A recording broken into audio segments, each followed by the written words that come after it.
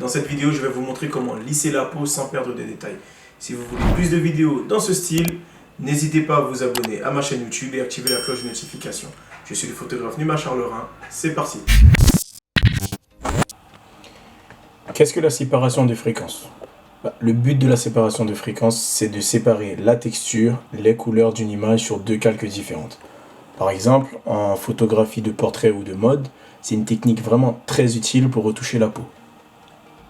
Donc cette technique, elle est vraiment superbe, car d'un côté, sur un autre calque, elle nous permet de traiter les problèmes d'ombre, de lumière, et d'un autre côté, donc sur un autre calque, les problèmes de texture, comme les boutons, les cicatrices, enfin toutes les imperfections de la peau. Comment séparer la fréquence dans Photoshop? Vous allez dans un premier temps dupliquer votre calque d'arrière-plan en deux calques, l'un renommé en texture et l'autre renommé en ton de couleur. Votre calque texture doit impérativement être le premier calque et ensuite le deuxième calque, votre calque de couleur. On va désactiver le calque texture pour le moment, on va s'intéresser seulement au calque de couleur. Donc la façon d'obtenir la couleur, c'est avec la commande de flou gaussien. Pour ce faire, vous allez dans le menu filtre, flou gaussien.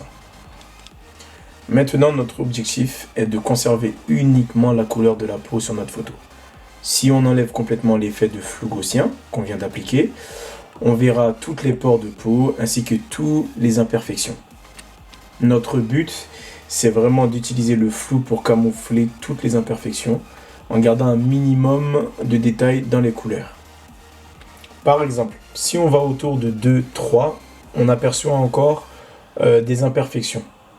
Donc il faut ajouter un peu plus de pixels. Alors, augmentez les rayons autour de 4, 5 au moins jusqu'à ce que la texture soit complètement disparue. Par contre, il ne faut pas aller trop loin parce qu'on veut encore avoir le contour des yeux et du visage bien distinct. Une fois la valeur trouvée, vous appuyez sur OK pour valider. Nous allons créer la deuxième fréquence, la texture de la peau.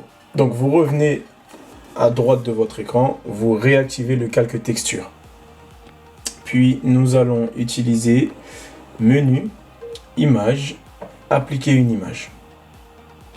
Donc souvent, lorsque vous arrivez dans cette fenêtre, vous allez avoir quelque chose comme ceci.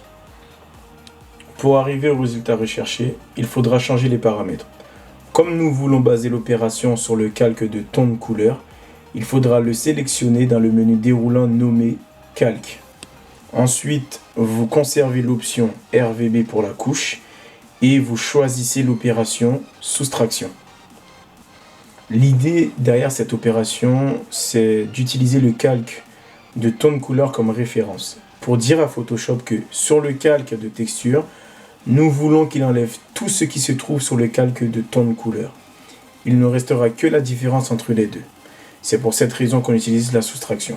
On soustrait ce qu'il y a sur le calque de ton de couleur pour avoir un résultat qui ne conserve que la texture sur le calque choisi. Bon, j'essaye de faire le plus simplement possible pour que vous puissiez comprendre. Pour finir avec cette fenêtre, l'opacité va rester à 100%, l'échelle est à 2 et le décalage est à 128.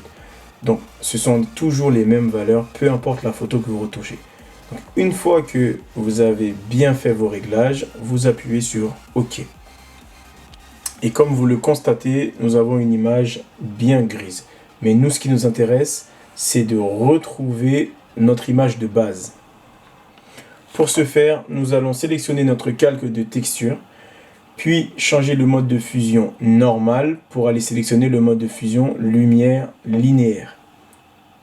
Alors, si vous êtes un petit peu curieux, si vous groupez le calque ton de couleur et texture et que vous appuyez sur l'œil pour avoir un avant et un après, eh bien, vous verrez que la séparation des fréquences est identique à l'image de départ. La première étape d'une retouche avec la séparation de fréquences, c'est de traiter les problèmes de couleur. Pour ce faire, il faut d'abord sélectionner la zone à retoucher avec l'outil lasso. Je vous conseille d'adoucir le contour de votre sélection d'environ 18, 20 pixels si votre zone est petite et environ 50 à 55 pixels si elle est grande. Vous qui regardez la vidéo, dites-moi en commentaire qu'est-ce que vous utilisez pour retoucher vos photos. Est-ce que c'est une tablette graphique ou une souris? Bon, moi personnellement, j'utilise les deux, mais je préfère quand même la tablette. C'est beaucoup plus fluide et je suis vraiment beaucoup plus à l'aise avec. Pour ajuster l'effet, vous faites des essais avec le curseur du rayon jusqu'à l'obtention d'un résultat qui vous plaît. Ensuite, vous n'avez qu'à répéter la même procédure pour toutes les zones où vous souhaitez obtenir plus d'uniformité dans les couleurs. La raison pour laquelle il est préférable de le faire pour chaque zone est que l'intensité du flou ne sera pas forcément la même selon le type de correction que vous souhaitez obtenir. Si vous remarquez, aux extrémités du visage, plus le flou est intense et plus on a des traits blanches, des textures bizarres qui apparaissent. Donc c'est pour ça qu'il est préférable de faire zone par zone et d'appliquer selon la zone une intensité de flou différente. J'accélère un peu les étapes parce que c'est un petit peu long. Et là sur la vidéo, si vous regroupez les calques et que vous faites un avant et un après, donc vous voyez vraiment la différence entre notre photo d'origine et notre fréquence de séparation. Nous allons maintenant supprimer les imperfections de la peau. Pour ce faire, nous allons procéder ainsi. Nous allons mettre notre photo en noir et blanc et nous allons pousser le rouge vers le négatif. Donc ça nous permet vraiment de faire ressortir toutes les imperfections afin de mieux les traiter. Bien entendu, ce n'est pas une étape obligatoire, elle est vraiment facultative. Moi personnellement, ça m'aide à mieux voir les imperfections et à mieux travailler ma photo. Maintenant que la couleur de la peau est uniforme, il y a sur la photo les imperfections de la peau à corriger au niveau de la texture. Boutons, rides, cicatrices, etc. Pour effectuer ces retouches, il faudra s'intéresser au calque de texture. Pour ce faire, j'utilise l'outil tampon de duplication. Alors il y en a d'autres, il y a les outils correcteurs. Personnellement, je préfère l'outil de tampon de duplication. Comment fonctionne l'outil de tampon? C'est très simple. Vous allez sur votre image, vous sélectionnez une zone sans imperfection en appuyant sur Alt et vous cliquez et vous allez coller cette zone parfaite sur la zone imparfaite. Voilà pourquoi je préfère l'outil de tampon car elle est beaucoup plus précise et l'utilisation est très simple. Alors ce que vous devez garder en tête, c'est que sur Photoshop, il y a toujours des petites surprises, des fois qu'on s'y attend même pas. Par exemple, pour l'outil de tampon, si je suis sur la partie gauche du visage, donc bien entendu, je sélectionne une zone parfaite de la partie gauche et j'applique sur les imperfections de la partie gauche. Si je vais à droite, je vais automatiquement sélectionner des zones parfaites de la partie droite pour appliquer sur les imperfections de la partie droite. Donc j'évite de prendre des zones parfaites de la partie gauche pour mettre à droite, en haut et en bas. Des fois, on peut avoir des petites surprises. Donc moi, personnellement, par expérience et par sécurité, je préfère procéder ainsi. Après, chacun est libre, bien entendu, de procéder à sa façon. Le but, c'est vraiment d'avoir un résultat parfait. Voilà, nous arrivons à la fin de notre tutoriel sur la fréquence de séparation.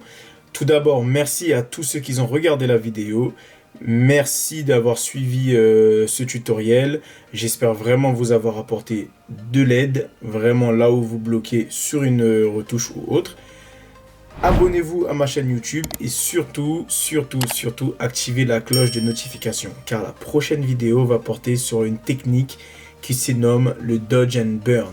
Donc dans la photo que je vous ai montrée au départ, j'ai appliqué plusieurs techniques dont le Dodge and Burn qui sera le sujet de ma prochaine vidéo.